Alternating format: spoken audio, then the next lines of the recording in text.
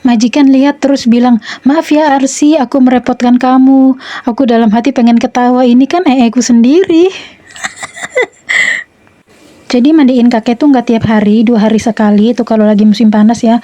Kalau lagi musim dingin tuh ya 3 hari sekali, 4 hari sekali. Wong beliau juga bersih kok, nggak.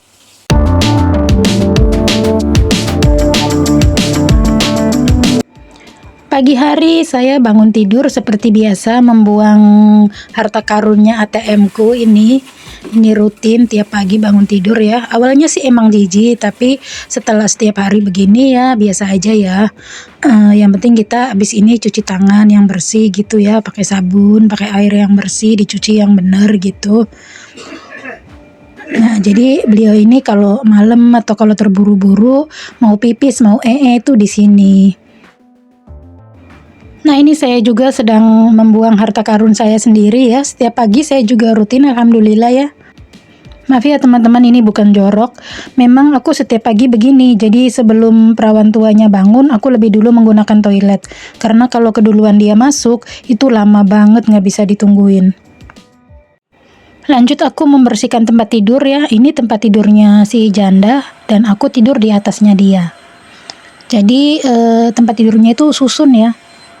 Seperti itu, ini videonya aku cepetin. Aslinya lama ya teman-teman, karena banyak rambut. Sesekali aku juga disuruh sama mereka mengambil barang di tempat iparnya yang paling tua ya, karena iparnya itu jualan di pasar, dan untuk ke sana itu aku harus nyebrang pakai perahu, bayarnya $2,5.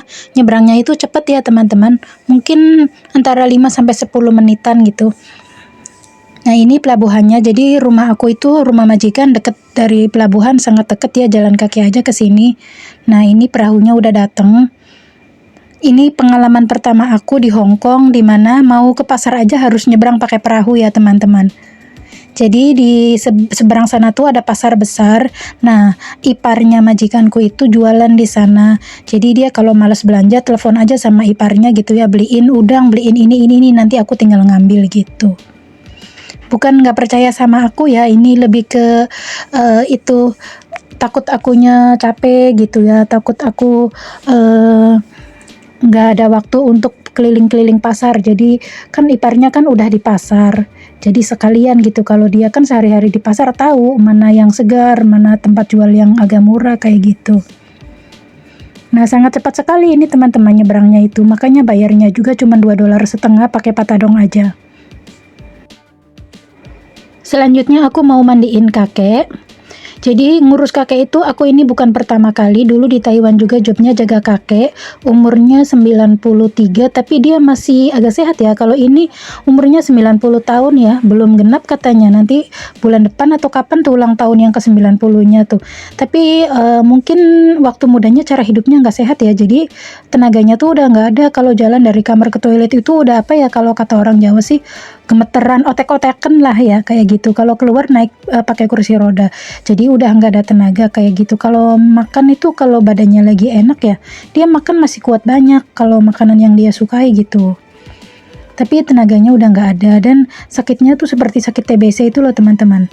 Makanya kita kerja di Hong Kong itu harus punya skill, nggak boleh jijian ya. Jadi di sini aku tuh ngurusin dahak, ngurusin ngurusin pipisnya di beliau ini ya. Ya kalau orangnya jijian gimana? Ini mandiin dia tuh cepet 10 menitan. Lanjut aku kalau kakeknya udah tidur aku nyetrika baju juga nggak tiap hari, mandiin kakek juga 2 hari sekali teman-teman. Kalau musim dingin 3 hari sekali, 4 hari sekali gitu ya. Beliaunya juga cuman tidur aja di atas ranjang ya, nggak kotor gitu. Nah, kalau cuci baju tuh seminggu sekali, ini punyanya perawan tua doang, yang baju kantor aja yang disetrika. Kalau untuk baju sehari-hari nggak usah disetrika begitu ya. Di sini orang Hong Kong itu bajunya jarang yang disetrika ya, mungkin ngirit listrik ya. Jadi mau dokter, mau guru itu bajunya jarang yang disetrika ya. Nah, lanjut aku memasak ya teman-teman. Ini aku mau masak itu ungkep cekernya bebek sama jamur kering. Pasti teman-teman juga udah pada bisa semua ya, yang namanya masak ya gitu aja ya teman-teman. Di sini jarang pakai bawang merah ya, minyaknya dipanasin gitu, terus masukin jahe, bawang putih. Nah, untuk bumbunya ya teman-teman pasti juga udah pada tahu ya, bumbunya kan di sini itu aja ya. saus tiram, kecap asin gitu ya. Terus nanti kalau mau udah matang kasih gula batu gitu. Untuk ungkep itu gula batu supaya warnanya cantik kinclong. Nah, kakekku sedang olahraga, di sana ada itu tante-tante yang mandu gitu ya. Nah, kemarin sih dia nggak mau karena malamnya nggak tidur. Ya olahraga ringan gitu supaya gerak aja ya, karena sehari-harinya makan tidur aja. Nah, ini bumbunya yang aku bilang tadi, kecap asin, saus tiram gitu. Kalau bumbu wajib aku pakai ya teman-teman, kayak garam, gula, penyedap gitu aku pakai. Nah, ini jamurnya ini sebelumnya aku rendam dulu paling tidak 2 jam ya, lebih lama lebih bagus. Nah, kemudian ini kita ungkep 15 menit aja. Kalau udah 15 menit tutup, biarin, jangan dibuka-buka dulu dalam kondisi wajan panas ya. Nah, kalau udah dibuka lagi, tambahkan air. Kalau airnya kurang ya, baru kemudian kita masukkan ceker bebeknya. Ceker bebeknya belinya yang besar ya teman-teman, yang udah digoreng itu ya. Kemudian dicuci bersih, dipotong 2. Nah, kayak gini, ini udah mateng ya. Kita masukin, kemudian kita ungkep lagi selama kurang lebih 15 menit. Nah, saya tambahkan penyedap. Kemudian ini saya nggak pakai garam, saya makanya yilu. Yilu itu minyak ikan ya, enak sedap. Diungkep lagi. Nah, cantik ya teman-teman. Kalau sudah 15 menitan, nah seperti ini, boleh dicek-cek rasanya kurang apa gitu ya.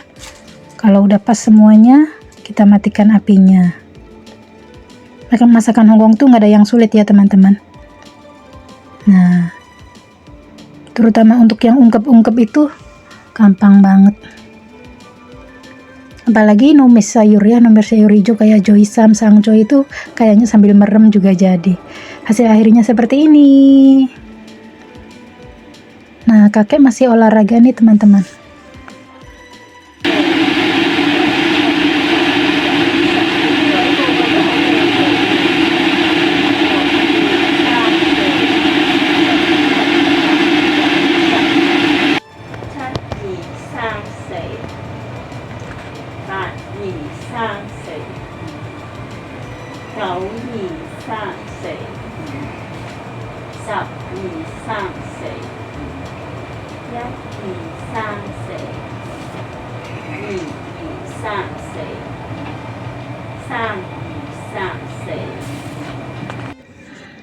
Yang jobnya jaga orang tua, baik kakek ataupun nenek ya, harus banyak-banyak sabar ya, namanya juga orang tua. Seenak-enaknya kita di rumah orang lah ya. Kalau mereka enak, tentu saja nggak usah ngambil pembantu ya, kalau memang orang tuanya itu nggak merepotkan. Kakekku ini liatin, dia masih bisa makan banyak, masih kuat ya. Kalau lagi makan dia kayak orang sehat, liatin. Normal ya. Tapi nanti sebentar lagi nih kalau perutnya udah kenyang, terus dia tuh langsung nggak itu, harus langsung dipijit gitu, nggak kayak orang lain kalau matanya melek tuh duduk nonton TV tuh masih kok udah pengen dipijit. Dia enggak, jadi kalau bangun tuh makan, pijit, tidur lagi kayak gitu. Nggak bisa, dia tuh mau siang mau malam bangun duduk nonton TV gitu nggak bisa. Kalau bangun tuh harus dikasih makan, terus perutnya kenyang lah harus langsung dipijitin. Nanti kalau akunya udah capek gitu ya gitu, tidur ya, iya tidur. Tapi itu nanti tidur tuh nggak lama kalau pijitnya kurang tuh. Nah, makan lagi kan? Nih, makan lagi. Masih normal ini. Nanti sebentar lagi, kalau apa, jadi bingung ya. Kalau misalnya aku nggak temenin dia duduk, dilihat di CCTV kan, pembantunya mana, lagi ngapain sih, uang rumah nggak ada kerjaan. Tapi kalau ditemenin dia tahu akunya nganggur, pasti nyuruhnya mijit. Mijit pakai jari ya? Iya, enggak. Cece, aku mau ngomong. Mulus. Normal. Jadi aku nih lagi nonton TV, nonton YouTube di TV ya teman-teman. Karena di sini kan ada wifi-nya ya. Itulah enaknya di sini teman-teman. Jadi kalau soal kerjaan, mereka itu nggak pernah mempermasalahkan aku kerja atau enggak gitu ya. Rumah kotor atau bersih gitu enggak. Cuman ini kakeknya ini. Karena ya memang ya nggak ada, beneran nggak ada rumah yang enak banget gitu. Kita kerja dimanapun pasti ada enak ada nggak enaknya ya. Kadang-kadang aku malam tuh bangun berapa kali loh teman-teman. Dia tuh bangun lagi, kasih makan lagi, pijit lagi, tidur lagi, bangun lagi, kasih makan lagi. berapa kali kadang semalam tuh ya Allah, sampai kepalaku sakit. Jadi kalau di dalam kamar itu mijitnya ada alatnya teman-teman. Ini alat ini bisa untuk memijit punggung, bahu, kemudian lengan, kemudian paha, kaki, tangan, perut juga pernah ya. Waktu kakekku ini nggak bisa kata si janda anaknya itu suruh dipijitin pakai alat ini gitu. Aku sempet takut ya, kan perutnya kan buncit kan, kenceng ya, dipijit pakai alat ini apa iya gitu. Alat ini tuh jadi getarannya tuh kenceng teman-teman. Untuk paha aku yang gede juga berasa kalau dipijitin pakai ini tuh, berasa sampai ke tulang gitu. Nah kalau tempat aku duduk ini pas di sebelahnya toilet duduknya kakek teman-teman. Jadi kebayang gak sih baunya? Ya emang sih aku cuci bersih ya, tapi ya namanya toilet ya. Kamarnya tuh karena sempit banget teman-teman. Ya memang toilet ini bukan kakek sendiri yang menggunakan sih, aku juga pernah teman-teman. Jadi kan si perawan tua itu tiap hari bangunnya tuh duluan. Nah dia kalau di toilet tuh lama banget. Aku tuh udah kebelet pengen pipis ya. Pertamanya tuh pipis doang, pertamanya kayaknya aku 2 kali deh. Akhirnya kan aku numpang di toiletnya kakek ini. Kakeknya sedang sarapan di ruang tamu waktu itu teman-teman. Pertamanya pipis, keduanya pipis sama aku tuh kalau inget tuh pengen ketawa. Pipis sendiri dibuang sendiri.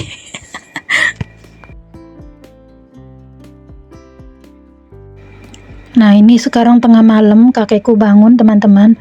Dia tidur kan tadi jam 8 ya, kemudian jam 9 anaknya pulang, dia bangun jam 9 tuh.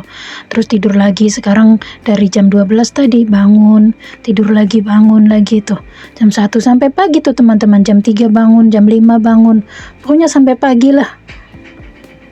Kalau aku turun pasti minta pijit nih teman-teman. Dipijitin, tidur lagi.